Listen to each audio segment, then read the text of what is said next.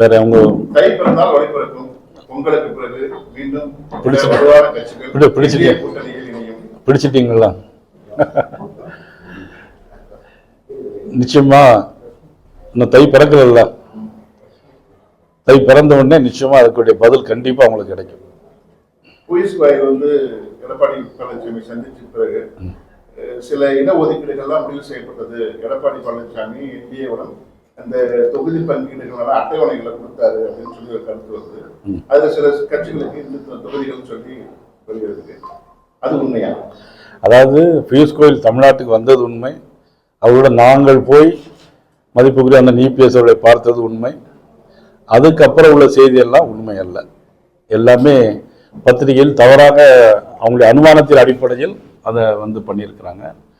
அந்த மாதிரி பேச்சுவார்த்தை பண்ணலை. எப்படி பண்ணலாம்னா தேர்தல் எப்படி சந்திக்கிறது, இப்பொழுது கூட்டணியில் யாரெல்லாம் இருக்கிறாங்க, யாரெல்லாம் முந்தைய கூட்டணியில் இருந்தாங்க அப்படின்னு மட்டும் இவர் விவாதம் மட்டும்தான் பண்ணமே தவிர வேற இடஒதுக்கீடு பற்றி பேசவோ இந்தந்த தொகுதிகள் என்ன இருக்கு அப்படின்னு சொல்லவோ அந்த மாதிரி எந்த விதமான பேச்சுவார்த்தையும் அதில் இடம்பெறவில்லை. குறிப்பா ஓபிஎஸ் டிடிவி தினகரன் இருவரையும் என்டிஏ கூட்டணிக்குள்ள அழைப்பதற்கான முயற்சிகள் பேசிட்டு இருக்காங்க. ஆனா ஓபிஎஸ் தரப்புல நேற்று முன்தினம் நடந்த ஒரு கூட்டத்தில் திட்டவட்டமா அவன் கூட்டணி தாவேக்கா அல்ல திமுக கூட்டணிக்கு செல்லலாமா என்ற ஒரு கருத்து பரவாயில்ல பேசப்பட்டிருக்கிறாங்க. இந்த முயற்சி எப்படி? அதாவது இருவருமே கூட்டணியிலிருந்து வெளியில தான் இருக்கிறாங்க. அதனால இது பற்றி நான் எந்த விதமான கருத்தும் அதை பற்றி நான் சொல்ல முடியாது. திரு ஓபிஎஸ் அவர்கள் நேற்று அவருடைய கருத்தை அவங்க சொல்லியிருக்கிறாங்க. பொது அரசியலை பொறுத்தவரையில் இன்னும் 3 மாதம் இருக்கு.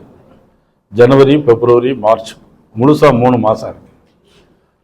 24 மணி நேரத்துக்கு முன்னால கூட பல மாறுதல்கள் வருவதற்கு அரசியலில் வாய்ப்புகள் இருக்கு. 96 தேர்தலில் அம்மா உயிரோடு இருக்கும்போது பார்த்தீங்கன்னா இதே மாதிரி காங்கிரஸும் அதிமுக கூட்டணி இல்லை அப்படிங்கிற மாதிரியே போயிட்டு இருந்துச்சு. கடைசியில் காங்கிரஸ் அதிமுக கூட்டணி வந்துச்சு.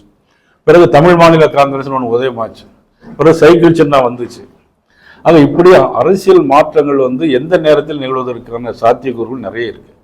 தமிழகத்தில் டிவிகேவுக்கும் திமுகவும் தான் போட்டி, கட்சிகளே இல்லைன்ற கருத்து தொடர்ந்து விஜய் வலியுறுத்திட்டு இருக்காரு.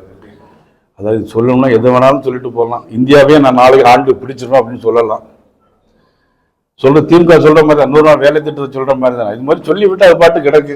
தம்பி விஜய சொல்லிக்கிட்டே இருக்காரு. இது சினிமா இல்லை. தேர்தல் தேதி அறிவிக்கணும், வேட்பாளர்களை போடணும், போடக்கூடிய வேட்பாளர்கள் விலை போகாமல் இருக்கணும், அவங்களுடைய பூத் பொறுப்பாளர் விலை போகாமல் இருக்கணும். பூத் பொறுப்பாளர்களே கிடையாது, கட்டமைப்பே கிடையாது. யார் வேட்பாளர் இப்ப அவங்க சொல்ல முடியுமா? சொல்ல முடியாது. 234 தொகுதி இருக்கு. வரிசையா ஒரு 10-15 பேரை வரிசையா சொல்லுங்க பார்ப்போம். 2வது அதுக்கப்புறம் பேச்சுக்கலாம். நான் குறை சொல்லல. அவர்களுக்குள்ள மக்கள் செல்வாக்கு இருக்கும், நான் இல்லைன்னு மறுக்கல. ஆனா அதே நேரத்தில் பாரதிய ஜனதா கட்சி நீங்க பாரதிய ஜனதா கட்சி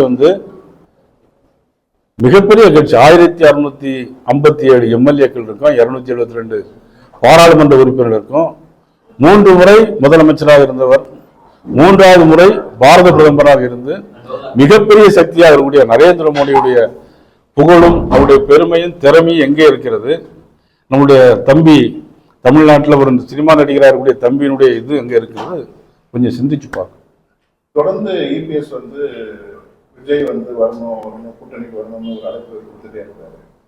அதை பற்றி நான் கருத்து சொல்ல முடியாது. அது அவருடைய சொந்த கருத்தாக இருக்கலாம், அவருடைய விருப்பம். அதை பற்றி நம்ம கருத்து சொல்ல. கருத்து உள்ள கட்சிகள் இணைய வேண்டும் என்ற ஒரு கருத்து எல்லாத்துக்கும் எதிரான ஒரு நிலைப்பாட்டில் ஒத்த கருத்துக்கூடிய கட்சிகள்னா ஒன்றாக இணைகின்ற ஒரு கருத்து தொடர்ந்து வலியுறுத்தப்பட்டிருக்கு. நல்ல விஷயம்தான். ஒத்த கருத்துன்னா என்ன ஒத்த கருத்துன்னு பார்க்கணும். கொள்கை அளவில் இல்லை.